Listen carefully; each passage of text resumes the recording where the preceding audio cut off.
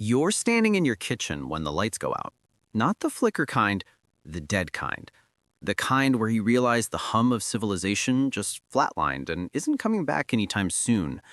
Your neighbor's already screaming about the grid. Your spouse is looking at you like you're supposed to have the answers. And somewhere in the back of your mind, you're running through your supplies, your plans, your options. But here's the thing about that moment. The thing nobody talks about at prepper conventions.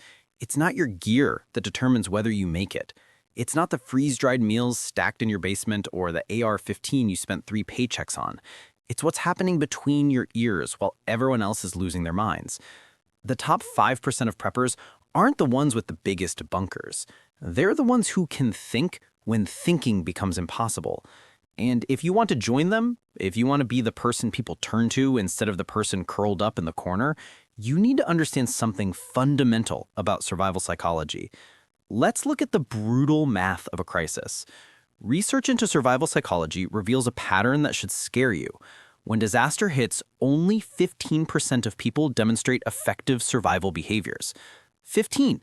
The rest, 75%, do absolutely nothing at all. They freeze. They wait. They tidy their desks while the building burns. The remaining 10% panic and make things worse for everyone.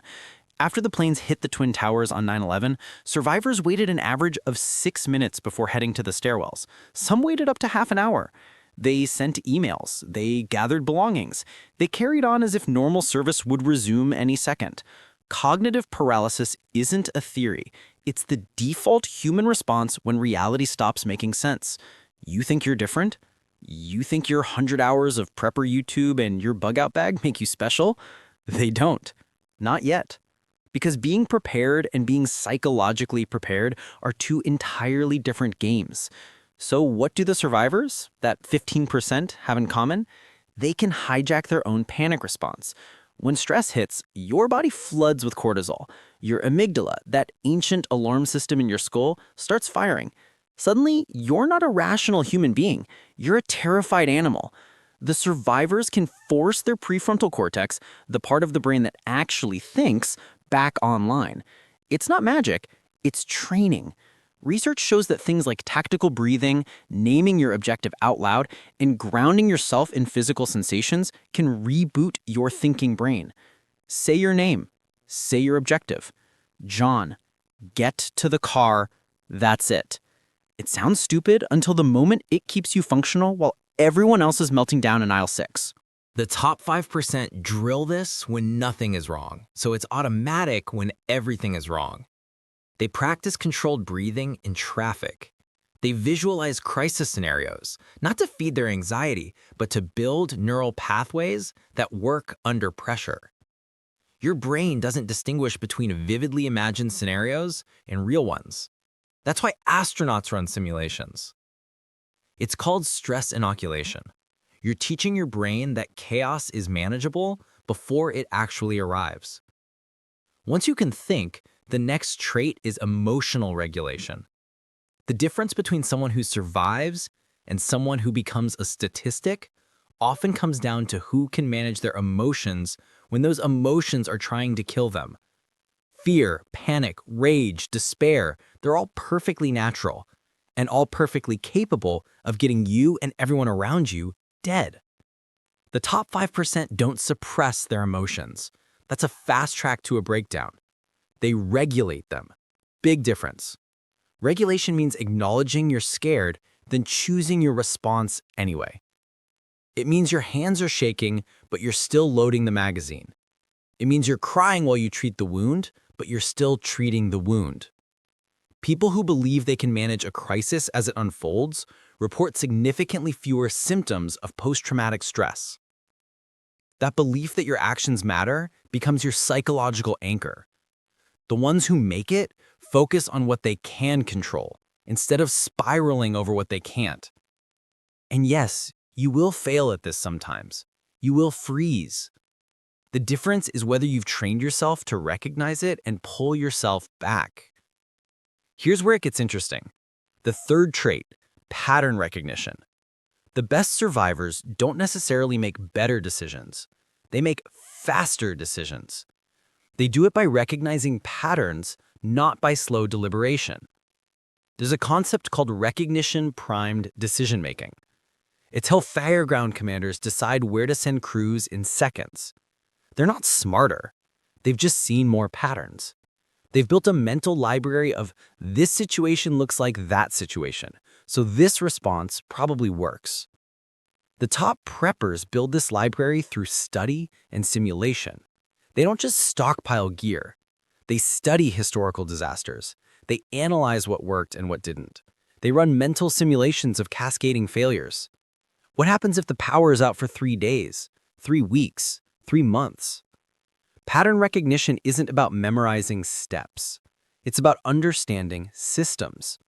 When you understand how infrastructure fails, how human behavior changes under stress, how supply chains collapse, you can make rapid decisions because you're not seeing random chaos. You're seeing familiar failure modes. You build this over years, but you can start today by asking better questions. Not what gear do I need, but what cognitive skills will this situation demand? The final trait is the survivor mindset. Most people prepare from a place of fear, and fear is a terrible long-term motivator. It creates a failure mindset where you're always preparing for loss. The top 5% flip that script. They operate from a mindset of agency. They're not preparing because they're afraid. They're preparing because they refuse to be helpless. It's a subtle difference with a massive psychological impact. Survivors who break tasks into smaller, achievable steps significantly increase their odds. You can't control the disaster, but you can control the next action. Crawl 20 yards to the tree. Splint the broken arm. Each small success builds psychological momentum. It's the difference between civilization is collapsing and we're all gonna die, and civilization might be collapsing, so today I'm learning to purify water. It's also about purpose. As Viktor Frankl wrote, people can endure almost anything if they have a strong enough reason why. The top preppers are preparing for their families, their communities. That purpose provides direction when everything else is chaos. So how do you actually build this? First, you train your stress response when you're not stressed. Practice controlled breathing daily. Visualize crisis scenarios weekly. When you imagine the power going out, don't just think about your generator. Think about how panic feels in your body. Then, practice the tools that bring you back. Make it routine now so it's automatic later. Second, you build your pattern recognition library. Study historical disasters with a focus on decision-making. You're not memorizing facts, you're building mental models. Third, you practice emotional regulation in low-stakes situations. Notice when you're frustrated in traffic. Instead of letting that anger run wild, practice acknowledging it and choosing your response. I'm angry right now. That's information. What action serves me best? And fourth, you reframe your entire approach. You're not preparing because you're afraid. You're preparing because you refuse to be a passive victim. That shift from fear to agency changes everything. Look, you might do everything right and still die. Randomness matters. Luck matters. But in that small window of time when your actions can make a difference, when whether you freeze or function determines whether you and yours make it to the other side, the difference is entirely mental. It's not the size of your pantry. It's whether you can think clearly when thinking becomes impossible. It's whether you can regulate your emotions when they are screaming at you to panic. It's whether you can recognize patterns fast enough to act without perfect information. The preppers who make it aren't the ones with the most stuff. They're the ones who train their minds to function when everyone else's shuts down. The question isn't whether you have enough supplies. The question is whether you've built the psychological infrastructure that lets you use them. Because when the lights go out and stay out, when your neighbor's screaming and your spouse is looking at you for answers, the only resource that actually matters is the one between your ears. So start there. Build that first. Everything else is just logistics.